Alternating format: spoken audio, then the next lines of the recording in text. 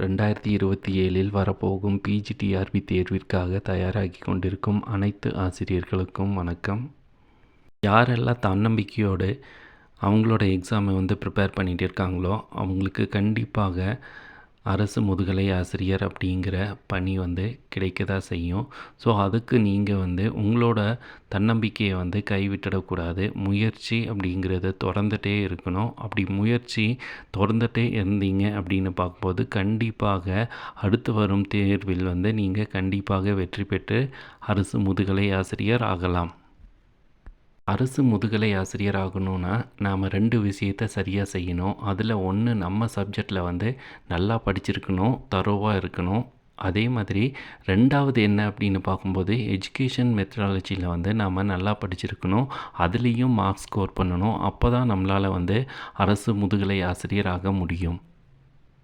நாம் நம்ம சப்ஜெக்டில் மட்டும் தரோவாக படிச்சிருந்தா அதுக்கு பாசிபிலிட்டி கொஞ்சமாக தான் இருக்குது. அதாவது 110 மார்க்குக்கு 100 மார்க் எடுத்தாலையும் இப்போ காம்படிஷன் அதிகமாக இருக்கிறதால அந்த 100 மார்க்குக்கு வேலை கிடைக்குமா அப்படின்னு பார்க்கும்போது அது ஒரு சந்தேகம்தான்.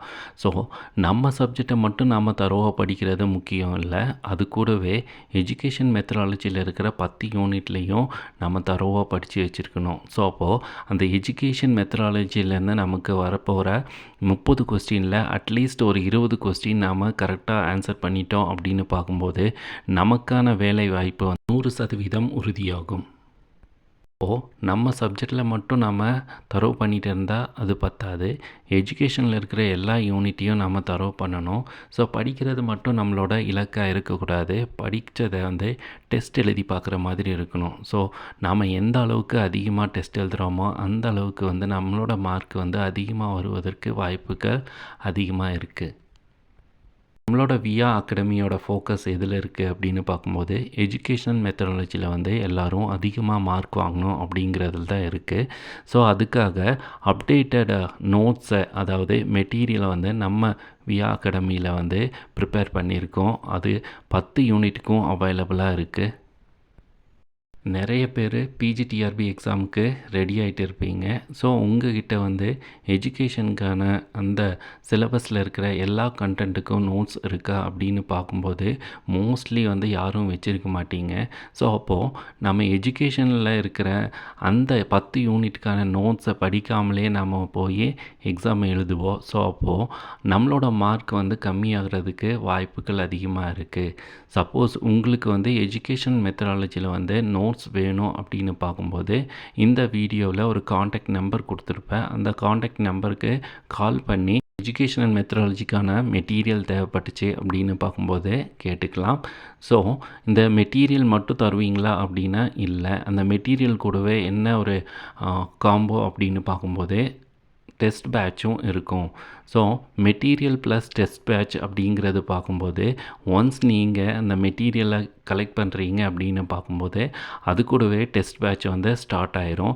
ஸோ இது எது வரைக்கும் அப்படின்னு பார்க்கும்போது நெக்ஸ்ட் பிஜிடிஆர்பி எக்ஸாம் எப்போ கண்டக்ட் பண்ணுறாங்களோ அந்த எக்ஸாம் டேட் வரைக்கும் உங்களுக்கு அந்த டெஸ்ட்டு கண்டினியூ ஆகிட்டே இருக்கும். ஸோ அப்போது உங்களால் எக்கச்சக்க டைம் ஒவ்வொரு யூனிட்டுக்கான டெஸ்ட்டு எழுதி பார்க்க முடியும். ஸோ அது மூலமாகவே உங்களுக்கு ஒரு நல்ல ஒரு கான்ஃபிடென்ட் வரும். ஸோ கான்ஃபிடென்ட் வர்றது மட்டும் இல்லாமல் உங்களால் அதிகமாக மார்க் ஸ்கோர் பண்ணுறதுக்கு வாய்ப்புகள் இருக்குது.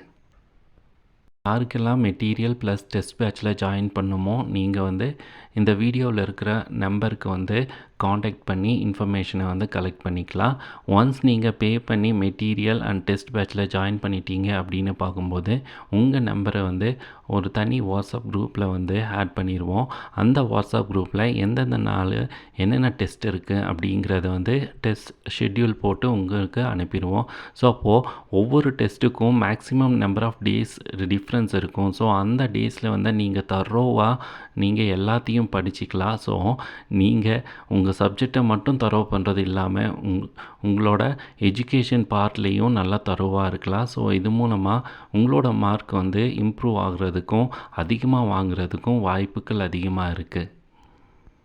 என்னோடய எக்ஸ்பீரியன்ஸில் பார்க்கும்போது படித்தா மட்டும் நமக்கு பத்தாது, நாம் எவ்வளோ படிக்கிறோமோ அதை டெஸ்ட்டாக எழுதி பார்க்கணும். ஸோ எந்த அளவுக்கு நம்ம டெஸ்ட் எழுதி பார்க்குறோமோ அந்த அளவுக்கு நம்மளோட கனவு அப்படிங்கிறத நினைவாகும்.